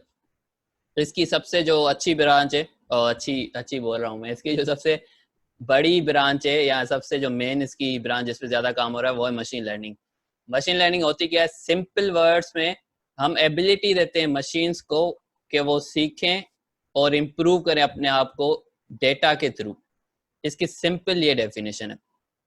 टेक्निकल डेफिनेशन हम यहाँ पर जो वो सही से आपको एक्सप्लेन नहीं कर पाएंगे क्योंकि आपको शायद ऊपर से जाए वो। तो सिंपल ये डेफिनेशन है। अब इसमें टाइप्स हैं डिफरेंट।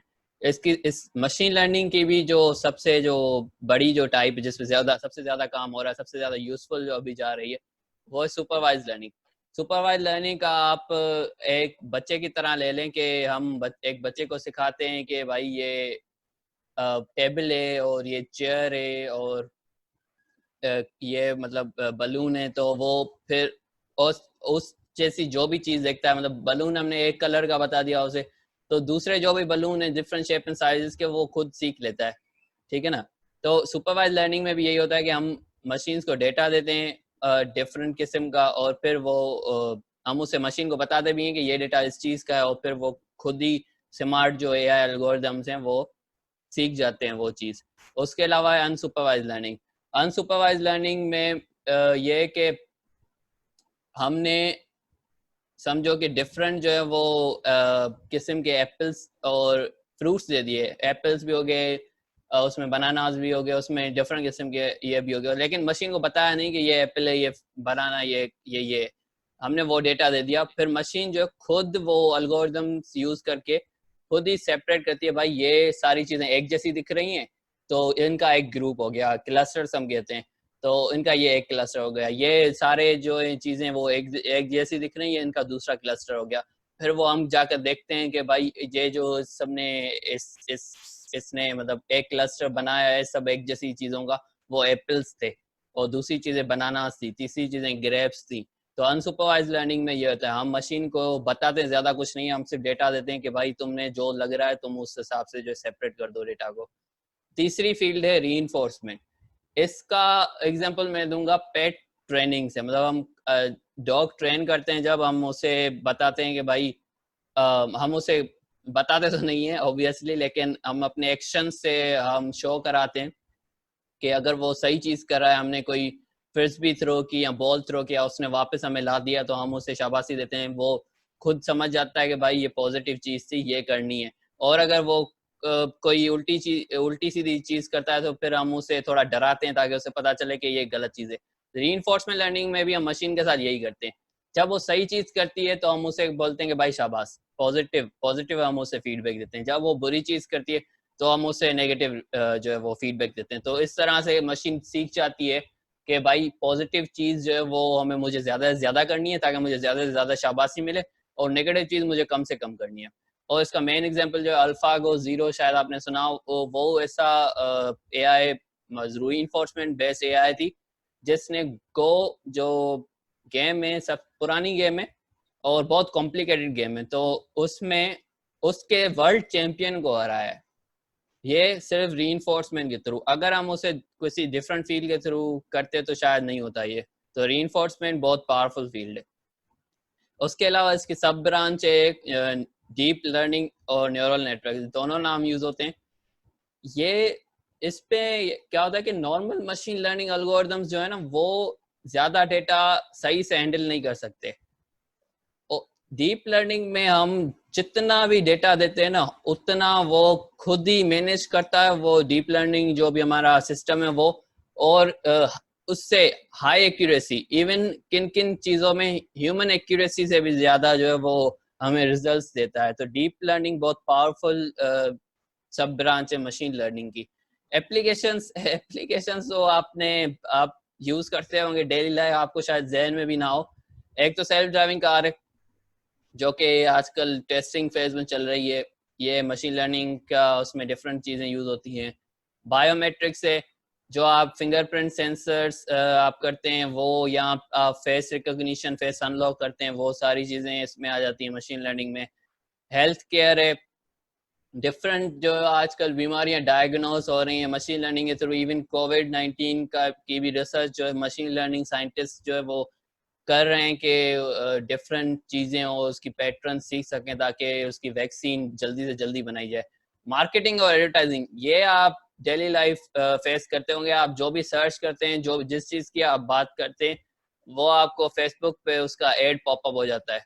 वो क्यों? वो इस वजह से क्योंकि उसके जो एआई एल्गोरिदम है वो देखता है कि आपको कौन सी चीज़ में आपको इंटरेस्ट है, वो उस तरह के आपको जो है वो एडवर्टीजमेंट प्रोवाइड करता है। उसके अलावा सिक्योरिटी है, किसी की भी आप अनऑथोराइज जो है वो मतलब कोई भी एक ऑफिस है टॉप सीक्रेट या आपकी, उसमें आप किसी को आना नहीं देने चाहते तो सिक्योरिटी मेजर के लिए आप यूज़ कर सकते हैं कि भाई इसका फेस, जो अननोन फेस है उसको आने ना दे। और इस तरह से बहुत सारी जो है इसकी एप्लीकेशंस हैं। इसके बाद हमारे पास आती है डेटा साइंस। और मुस्तफ़ा ने जैसे कहा कि मशीन लर्निंग जो है बहुत इम्पोर्टेंट और मेन फील्ड है, तो डेटा साइंस भी उतनी ही मेन फील्ड है। इवन 2020 में one of the world's highest paid jobs में डेटा साइंटिस्ट का नाम आ रहा है नंबर 1 पे। ठीक है, आप सॉफ्टवेयर के उस पर सर्च करके देख लें, आपको हर वेबसाइट जो है ना डेटा साइंटिस्ट का ही नाम दिखाएगी। तो आप देख सकते हैं कि डेटा साइंस का एक तो बहुत ज़्यादा स्कोप है। और अब ये काम की किस तरह है ये आप समझे कि डेटा साइंस एक ऐसी जो है साइंस है, समझे, जो कि हम डेटा पे लगाते हैं ताकि हम डेटा में से यूजफुल इंफॉर्मेशन गेन कर सकें। अब क्या होता है, आप एक सिंपल एग्जांपल दें। मैंने एसईओ में जो है ना एक अपनी ऑनलाइन शॉपिंग की वेबसाइट बनाई थी।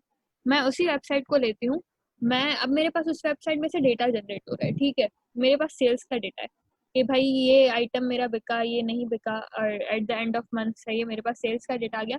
अब मैं सेल्स की डेटा पे डेटा साइंस की जो है एल्गोरिथम्स और फंक्शंस वगैरह अप्लाई करके उसमें से मैं ये निकाल सकती हूँ कि भाई मेरा कौन सा जो आइटम था वो सबसे ज़्यादा बिका, कौन सा नहीं बिका, और जो है कौन सी चीज़ें किस टाइम पे मेरी चीज़ें ज़्यादा सेल हो रही है, किस टाइम पे नहीं हो रही। तो इस हिसाब से मैं लोगों को क्या चीज़ें पसंद है और क्या नहीं, उसके ट्रेंड्स मैं डेटा साइंस से फाइंड कर सकती हूँ। और ये सुनने में बहुत सिंपल लग रहा है लेकिन ये है नहीं, इसमें बहुत ज़्यादा मैथमेटिक्स इन्वॉल्व होती है। समझ लीजिए स्टेटिस्टिक्स एंड प्रोबेबिलिटी मैथ्स की एक फील्ड है, that is the backbone of data science.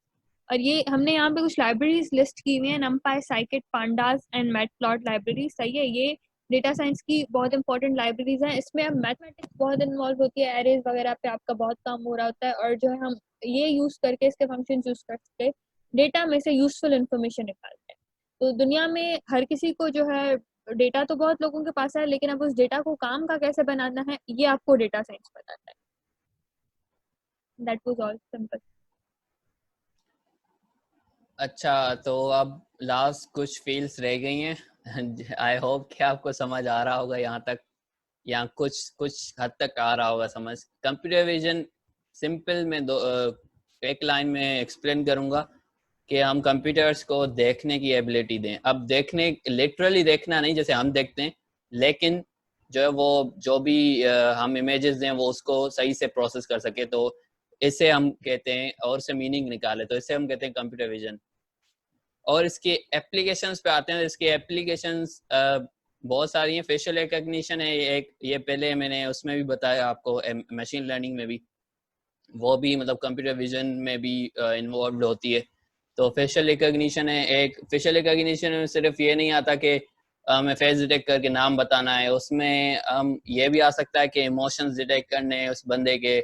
हमें और भी बहुत सारे हम फेस डिटेक्शन में कर सकते हैं। उसके अलावा जो है वो इवन आजकल जो रिसर्च चल रही है, आजकल जो इस पे चल रहा है, वो है पूरा पूरा बंदा डिटेक्ट करना, और वो कैसे चलता है और वो कैसे बिहेव करता है, ये सारी डिटेक्शन, ताकि सिक्योरिटी जो कैमराज हैं उनको ये अलर्ट कर दें कि कि कोई जो वो मतलब सस्पिशियस बंदा जो वो आने वाला है, यहाँ बाहर खड़ा है, यहाँ आ रहा है। तो इस हद तक जो है कंप्यूटर विजन जो है वो फील्ड आगे बढ़ गई है। उसके अलावा ऑब्जेक्ट डिटेक्शन है, जो कि सेल्फ ड्राइविंग कार का मतलब आप कह लें कि क्रूशल, मोस्ट क्रूशल पार्ट है। क्योंकि अगर सेल्फ ड्राइविंग कार को ऑब्जेक्ट नहीं दिखेगा तो वो ना ब्रेक लगा सकेगी, ना ही वो जो है वो कुछ टर्न ले सकेगी, कुछ भी नहीं कर सकेगी, तो उससे एक्सीडेंट होगा, नुकसान होगा जानी या माली। तो ऑब्जेक्ट डिटेक्शन भी कंप्यूटर विजन के अंडर में आता है। और इसकी लाइब्रेरीज हैं 3 पॉपुलर, जैसे आप जो छोटे मोटे या इवन जो है वो अच्छे खासे जो है आप बना सकते हैं कंप्यूटर विजन के सॉफ्टवेयर्स।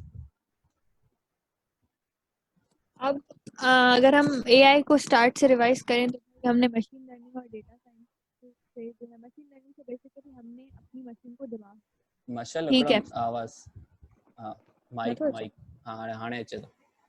अच्छा, हमने जो है मशीन लर्निंग से अपने एआई को दिमाग दिया है। हमने जो है कंप्यूटर विजन से अपनी एआई को आंखें दी हैं, मतलब अपनी मशीन को आंखें दी हैं।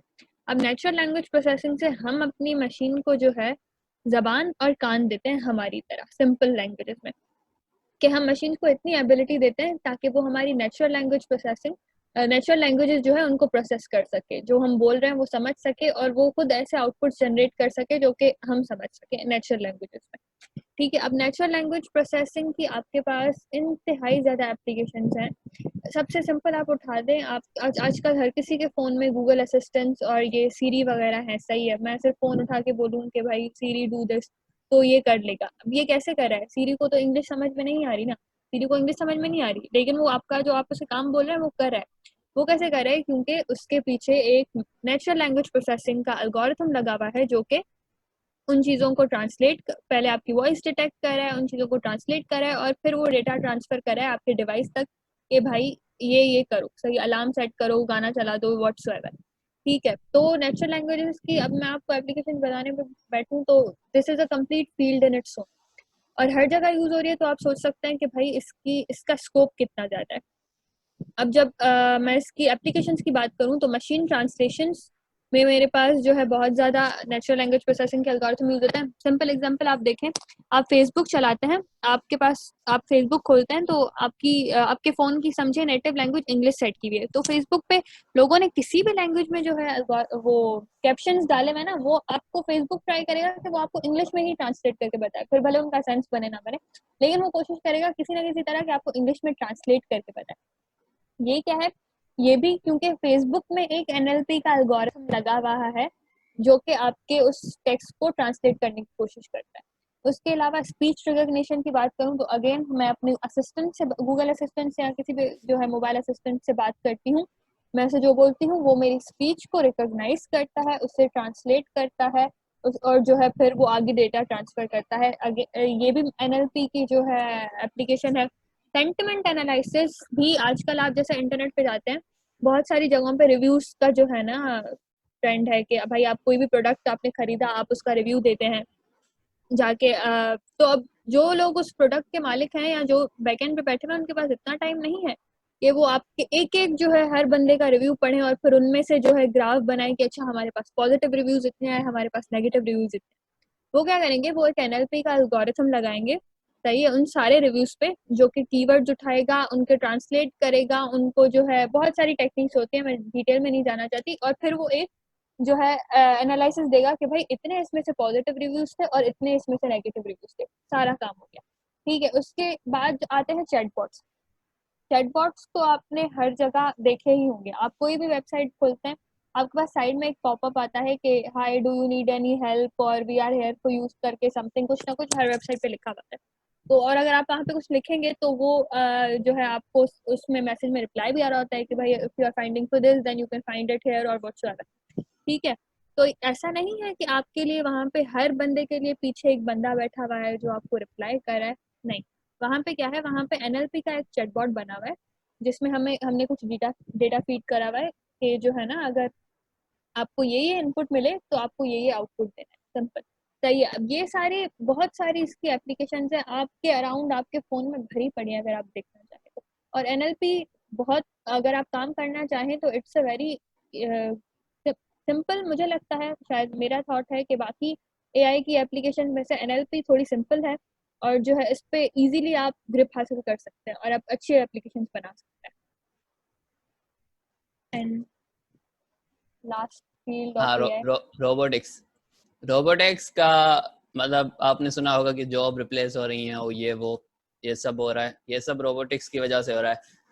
जिसको भी जो है वो सिर्फ सॉफ्टवेयर में इंटरेस्ट नहीं है लेकिन उससे हार्डवेयर में भी इंटरेस्ट है, दोनों फील्ड में इंटरेस्ट है, वो रोबोटिक्स की तरफ जा सकता है। रोबोटिक्स क्या है कि उसमें दोनों चीजें इन्वॉल्व होती हैं, हार्डवेयर और सॉफ्टवेयर भी। रोबोट जरूरी नहीं है कि, अच्छा इसके बेसिक कंपोनेंट्स पे आते हैं।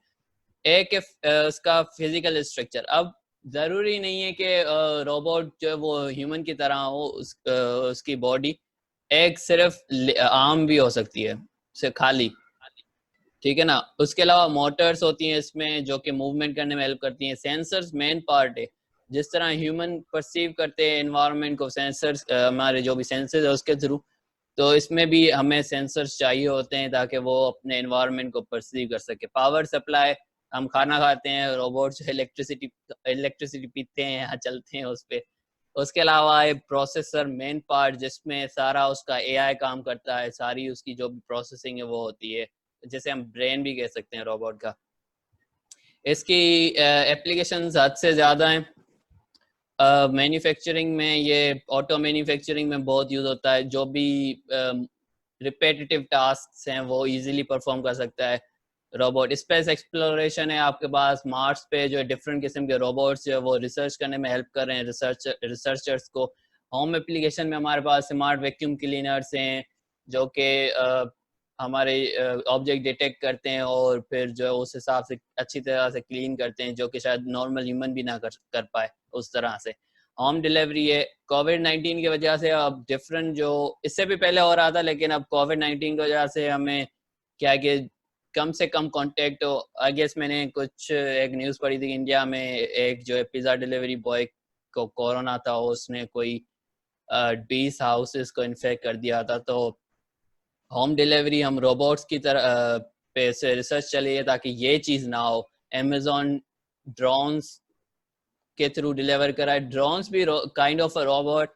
स्मार्ट कार्स, ये स्मार्ट सेल्फ ड्राइविंग कार्स भी काइंड ऑफ अ रोबोट हैं क्योंकि इनका कोई फिजिकल बॉडी है और फिजिकल एक्शन परफॉर्म कर रहे हैं। उसके अलावा जो है हेल्थ केयर में इनके यूजेस हैं, रिमोट जो है वो ऑपरेशंस भी होते हैं आजकल, और रिमोट ट्रीटमेंट बहुत पॉपुलर है जहाँ पर जिन इलाक जो क्या कहते हैं जिन इलाकों में डॉक्टर्स नहीं जा सकते। रोबोटिक्स की फील्ड बहुत बहुत बड़ी है। मैंने तो आपको शायद सरफेस ओवरव्यू भी सही तरह से डिलीवर ना किया हो, ये बहुत ज़्यादा इसमें चीज़ें जिस पे आप जो वो, अगर आपको इंटरेस्ट है तो आप ज़्यादा पढ़ सकते हैं इनके बारे में।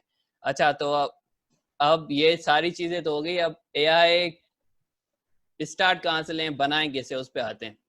एआई की जो मोस्ट पॉपुलर जो लैंग्वेज यूज होती है एआई में वो है पाइथन। पाइथन सबसे ज्यादा पॉपुलर यूज होती है, और उसके अलावा सेकंड पॉपुलर है आर। आर पे बहुत सारा जो आप काम चल रहा है, और बेनिफिट आर का ये है कि ये एआई की वजह से ही बनाई गई थी लैंग्वेज। टेंसर फ्लो, केरा, डायलॉग फ्लो, ये जो चीज़ें ये थोड़ी एडवांस लेवल पे हैं, ये भी लाइब्रेरी और फ्रेमवर्क्स हैं जो आप यूज़ करके बना सकते हैं।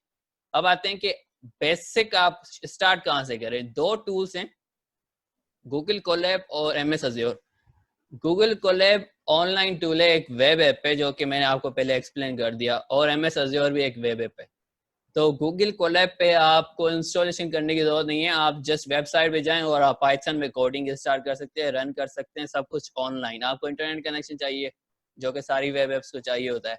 और उसके अलावा एमएस अज्योर, अगर आपको क्विकली विदाउट प्रोग्रामिंग, अगर आपको बिल्कुल प्रोग्रामिंग पसंद नहीं है लेकिन आपको छोटे मोटे एक्सपेरिमेंट करने हैं एमएल एल्गोरिथम्स पे, या किसी भी कोई भी छोटा जो है एआई का सॉफ्टवेयर आपको बनाना है, तो एमएस अज्योर आपको fully drag and drop functionality provide करता है। आपको सिर्फ ड्रैग एंड ड्रॉप करना है। ये सारा मतलब किस तरह से होता है ऑब्वियसली आप पढ़ना पड़ेगा आपको, और आपको ड्रैग एंड ड्रॉप करके आप without writing a single code, आप जो सिंगल लाइन ऑफ कोड, आप जो है वो सिंपल एक छोटा सा क्या कहते हैं मशीन लर्निंग का सॉफ्टवेयर बना सकते हैं। उसके अलावा Python, R studio, Anaconda, Jupyter, ये सारे डिफरेंट आईडीज हैं जो कि आप पाइथन के लिए यूज होता है, आर स्टूडियो आर के लिए यूज होता है, जिसपे आप कोडिंग कर सकते हैं इंस्टॉल करके।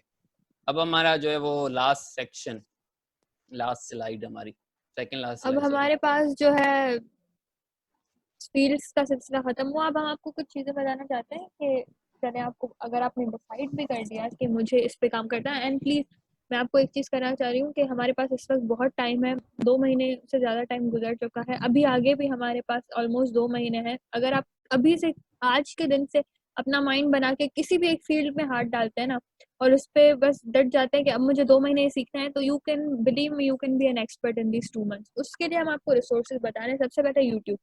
यूट्यूब आपके पास फ्री है, आपके पास यूट्यूब पे इतना डेटा पड़ा हुआ है हर चीज के बारे में, इतनी वीडियोस पड़ी हुई है कि आपको सिर्फ सर्च करना है और आपको A to Z basic beginner तो जो है एक्सपर्टीज लेवल के, वो आपको कोडिंग भी सिखाएंगे, वो आपको बताएंगे भी हर चीज। सिर्फ आपको सर्च करना और आपको अपना टाइम और इंटरेस्ट निकालना है। उसके बाद कोर्सेज की अगर हम बात करें, जो जिसमें आपको सर्टिफिकेट्स भी मिलते हैं, सही है, और जो आप अपनी CV में लगा सकते हैं कि भाई मैंने इस चीज़ का जो है कोर्स भी किया हुआ है and I am certified in this field. तो मैं जो है आपको, म्यूट ने हमारे लिए एक बहुत अच्छा काम किया है ड्यूरिंग दिस क्वारंटीन, कि जो है उसने हमें कोर्सेरा स्पॉन्सर करके दिया है। वैसे कोर्सेरा के जो कोर्सेज होते हैं वो पेड होते हैं, आपको पैसे भरने पड़ते हैं सर्टिफिकेट के लिए, लेकिन म्यूट ने हमें स्पॉन्सर करके दिया है, हमें 1 रुपया भी नहीं भरना पड़ रहा, सिर्फ हमें ईमेल के थ्रू जो है लॉगिन करना है और हमें सारे उसके कोर्सेज फ्री में मिल रहे हैं। हमें अपना टाइम निकाल के उनकी वीडियोस देखनी है, उनके क्विज देने, उनके असाइनमेंट्स बनाने हैं और हमें सर्टिफिकेट मिलेगा। Again that certificate is very important, क्योंकि उन्हें आप अपनी CV में लगा सकते हैं। अभी आपके पास टाइम भी है, यूनिवर्सिटी स्टार्ट हो जाएगी तो आपके पास इतना इन चीज़ों के लिए टाइम नहीं रहता। और कोर्सेरा की फ्री स्पॉन्सरशिप हमारे पास आएगा सिर्फ सितंबर तक है, तो सितंबर तक आप, मैं कहूँ, अपने कोर्सेज के सर्टिफिकेट्स को भर लें अपने पास, कि जितने ज़्यादा आप कर सकते हैं उतने ज़्यादा करें। अगेन एडेक्स, यूडेमी, डेटा कैम्प, सारे जो है प्लेटफॉर्म्स है कोर्सेज के लिए, आपको सर्च करने, अकाउंट बनाना है। जो है कुछ पेड है, कुछ जो है यूडेमी पेड है आजकल, डेटा कैम्प पे बहुत सारे कोर्सेज फ्री में। अगेन जो बच्चे डेटा साइंस और जो है मशीन लर्निंग वगैरह में इंटरेस्टेड हैं, डेटा कैम्प पे उनके लिए बहुत सारे कोर्सेज होते हैं। एडेक्स पे भी बहुत सारे कोर्सेज होते हैं, लेकिन सर्टिफिकेट्स के लिए आपको पे करना पड़ता है। मेरी सजेशन ये है कि Coursera is the best option right now अगर आपको कोर्सेज करने हैं तो। अगर आपको समझ में नहीं आ रही कि मैं इस फील्ड के लिए कौन सा कोर्स लूँ या बहुत सारे ऑप्शंस हैं, तो you can again ask us, message करके पूछें, हम आपको कोर्स की लिंक भी देंगे कि अगर आपको जो है इस फील्ड में इंटरेस्ट है तो आप ये वाला कोर्स करें, ये कोर्सेरा पे पड़ा हुआ है, आपके लिए अच्छा होगा। उसके बाद गिटहब वगैरह का आपको मुस्तफा बताएंगे। अच्छा हाँ, सेल्फ स्टडी, ये कोर्सेज सेल्फ स्टडी का ही पार्ट है। आपको सॉफ्टवेयर इंजीनियरिंग फील्ड में जो है वो डिफरेंट सब्जेक्ट्स मिलेंगे, आप वो पढ़ेंगे, लेकिन ऑब्वियसली जो है वो 4 महीने का हमारा होता है, 15 वीक्स या 16 वीक्स का हमारा होता है सेमेस्टर। तो उसमें आप जो हो सब कुछ तो एक्सपर्ट तो नहीं बन सकते ना, तो इस वजह से सेल्फ स्टडी क्रूशल है। सेल्फ स्टडी जो है आपको करनी पड़ेगी। आप कोई भी फील्ड आप जो जिसमें भी आपको इंटरेस्ट लग रहा है वो आप ट्राई करें और उसकी सेल्फ स्टडी करें और खुद ही वो आप सीखें तो बेहतर होगा। आपको कोई इसमें सॉफ्टवेयर इंजीनियरिंग में आपको यूनिवर्सिटी एक्सपर्ट नहीं बनाएगी किसी भी एक फील्ड में। और उसके अलावा गेटअप, गेटअप एक पॉपुलर वेबसाइट है और जिस पे आप जो वो कोलाब्रेशन कर सकते हैं घर बैठे। मतलब आजकल ज़्यादा इम्पोर्टेंट है ये, वैसे भी नॉर्मली भी कोड आप जो है वो इजीली, क्या कहते हैं, मतलब एक ही कोड पे डिफरेंट लोग काम कर सकते हैं इजीली गेटअप के थ्रू। और गिटहब पे बहुत सारे फ्रीली अवेलेबल कोड भी हैं जो आपको हेल्प कर सकते हैं किसी भी चीज़ को स्टार्ट करने के लिए। ओपन सोर्स वर्ल्ड, ये सारी फील्ड्स तो हमने आपको बता दी, लेकिन एक फील्ड है जो आपको पे नहीं करती लेकिन आपका पोर्टफोलियो जो पे कर सकती है पर इनडायरेक्टली, वो है open source contribution. Open source की पूरी दुनिया है, आप जितने भी फ्री सॉफ्टवेयर यूज करते हैं वो मोस्टली ओपन सोर्स होते हैं। यहाँ तो ओपन सोर्स होते हैं, यहाँ तो फिर वो आपको आपका डेटा जो है वो ले रहे होते हैं। जैसे गूगल के बहुत से प्रोडक्ट्स फ्री इसलिए हैं क्योंकि वो आपका डेटा स्टोर करते हैं। Open source software completely free होते हैं, कोई भी इसमें स्ट्रिंग अटैच नहीं होती, कोई भी कंडीशन नहीं होती। तो ये पॉसिबल है ओपन सोर्स कंट्रीब्यूटर्स जो हमारे सॉफ्टवेयर इंजीनियर्स हैं थ्रू आउट द वर्ल्ड, वो ये जो है वो प्रोजेक्ट्स बनाते हैं। तो ओपन सोर्स की बहुत सारी ऑर्गेनाइजेशंस भी हैं, बहुत सारे प्रोजेक्ट्स भी हैं, तो आप उन पे कंट्रीब्यूट कर सकते हैं और इससे आपका क्या होगा, पोर्टफोलियो जो आपका होगा वो स्ट्रॉन्ग होगा। उसके अलावा स्टैक ओवरफ्लो ऐसी वेबसाइट है जिसपे आप कोई भी आपको क्यूरी हो तो वो आप पहले आपको सर्च आउट करना पड़ेगा, जो भी आपकी क्यूरी हो, अगर आपको आंसर नहीं मिल रहा फिर ही आप जो वो क्वेश्चन स्टैक ओवरफ्लो पे पोस्ट करें, क्योंकि इस वेबसाइट के कुछ रूल्स हैं जिससे मतलब आप अगेंस्ट नहीं जा सकते। और उसके हाँ, अलावा और डेव एक और बात, डेव कम्युनिटी। स्टैक हाँ हाँ बोलो। ओवरफ्लो पे आपके पास क्वेश्चन पोस्ट करने के लिए भी उनके बहुत सारे रूल्स होते हैं, सही है। ऐसे नहीं कि आप कुछ भी उठा के लिख दें, अदरवाइज आपको 2 मिनट में ब्लॉक कर देंगे। वो सारे बैठे ही इसलिए हैं कि वो लोगों को ब्लॉक करें।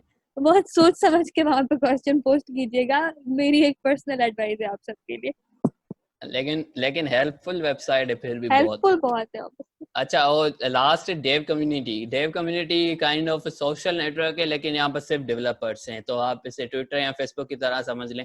लेकिन डेवलपर्स के लिए आप अपने जो है वो different developers through out the world, उनसे आप कनेक्ट कर सकते हैं, उनसे आप जो है आइडियाज शेयर कर सकते हैं और ये सब कुछ। और ये था हमारा सेशन यहाँ पर ख़त्म। और बस लास्ट स्लाइड हमारी कॉन्टेक्ट इन्फॉर्मेशन है। अगर आपको कोई भी चीज़, कोई भी क्वेश्चन है तो आप पूछ सकते हैं यहाँ पर।